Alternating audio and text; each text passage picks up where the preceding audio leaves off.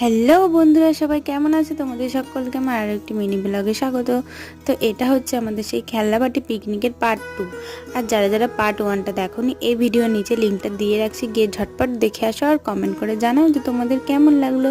তো আগের ভিডিওতে দেখিয়েছিলাম, এই ভিডিওতে দেখে নাও। সব রকম সবজি সব কিছু সিদ্ধ করে নিয়েছিলাম, আর ওদিকে উনুনে দুধটাকে কাটানো হচ্ছিল সন্দেশ বানানোর জন্য, কিন্তু দুর্ভাগ্যবশত সেটা হয়নি। তারপরে আমরা উনুনটা একটু পরিষ্কার করে নিলাম, যেহেতু ছোট উনুন সেই জন্য।